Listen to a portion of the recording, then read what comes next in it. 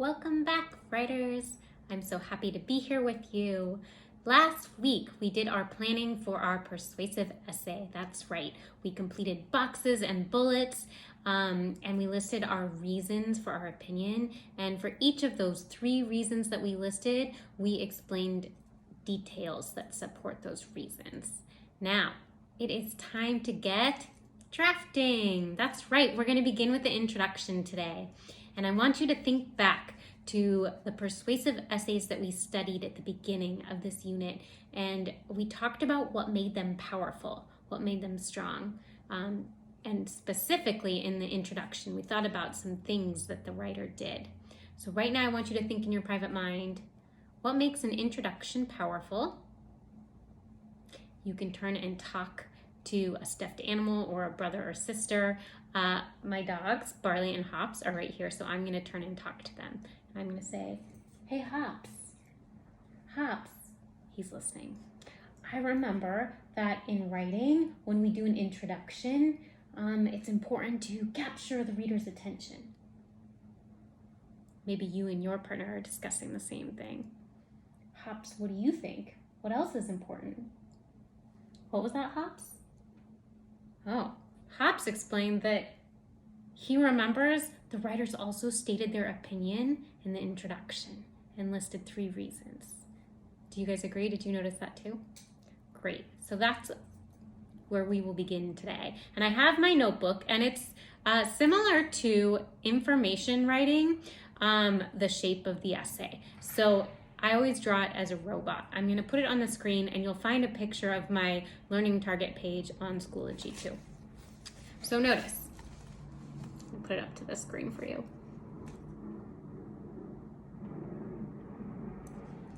Okay, it begins with a upside down triangle. Well, yeah, I would say an upside down triangle. The reason for this is that we're going to draw in our reader, and then we're going to make a point, okay? Then we will follow with our body paragraphs.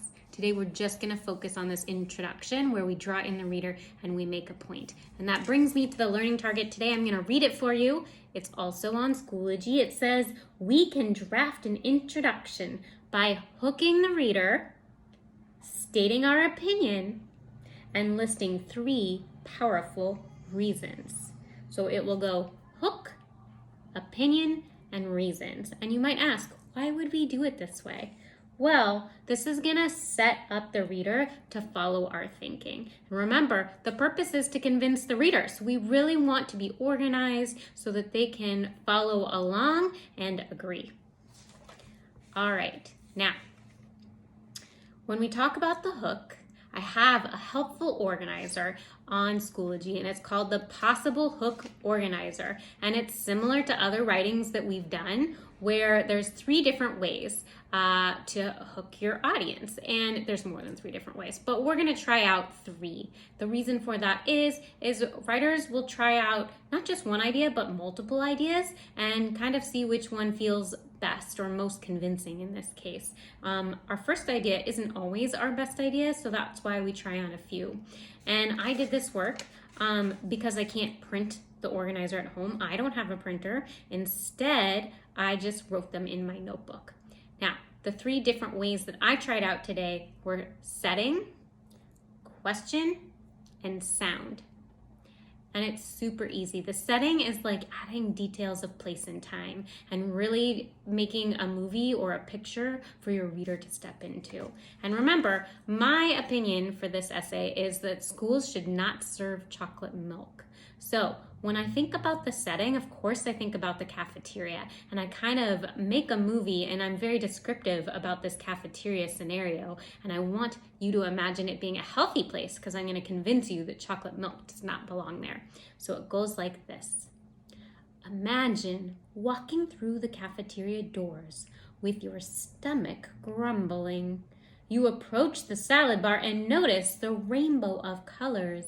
You pile your tray high with fruits and vegetables and look for a healthy protein. You reach for the carton of milk. Okay, that was my setting. Now, I thought about a question, and I really wanted to grab the reader's attention. So my question goes like this. Did you know chocolate milk contains as much sugar as soda? Did you know that? Why should schools serve chocolate milk? They don't serve soda. Okay, now I'm going to try out a sound. This one could be easy depending on your topic, or it might be kind of tricky. For me, I was like, sound. I don't want to make chocolate milk sound delicious because I'm going to convince you that we shouldn't drink it at school. So instead, I was thinking about how, after a sugar rush, you get really tired, and that's not very good for learning. So mine went like this. My sound is like, when in cartoons they say someone's sleeping and they put the Z's.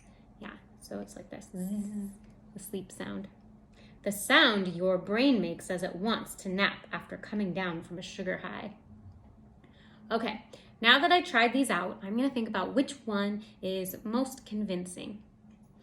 And when I was trying them out, I really was feeling the setting. I liked describing the rainbow of colors and the tray of healthy vegetables, so I'm going to go with that. Now, when we go back to our learning target page, we notice there's the order of our introduction. Let's take a look. It goes hook, opinion, and reasons. Okay, so when I turn my page and I begin to draft, I'm going to indent. That means I'm going to leave 2 finger spaces for before I start my paragraph. And then I'm going to start with my hook. So I've written that down. After my hook, I'm going to put my opinion. My opinion is schools are healthy places and they should not serve chocolate milk. After my opinion, I'm going to list my 3 reasons. And I'm going to go back when I list them and make sure oh yeah, those are my 3 reasons. So remember, I started them in my boxes and bullets. So each of these reasons became the box, and underneath were the bullets, the details. And when I list them, I'm going to go back and I'm going to see what these are. I might switch the words up a little bit. So I think of it this way. Same idea, different words. Because these 3 reasons, exactly how they're written, might become my topic sentences for my body paragraphs. So when I list them, I'm going to do the same idea, but just a little bit different wording so that I don't sound repetitive. Okay, so here we go. I'm going to read to you how I did that work so you can get an idea, and then you will get to try it yourself. My introduction begins, just like we talked about with that setting. Imagine walking through the cafeteria doors with your stomach grumbling. You approach the salad bar and notice the rainbow of colors. You pile your tray high with fruits and vegetables and look for a healthy protein. You reach for the carton of milk. Schools are healthy places and they should not serve chocolate milk. The sugar in drinks can damage your well-being. People are changing their habits to have a more mindful way of life. And there are other ways to get the key nutrients in milk. Okay, so as you can see, I took the hook that I tried out today. Then I took my opinion. And then my 3 reasons. When I did my 3 reasons, I looked back to my previous work of boxes and bullets, and I did same idea, slightly different words so that I'm not repetitive. So I have successfully made my introduction. What's next? Well, the next lesson will be about drafting our body paragraphs, and then our conclusion.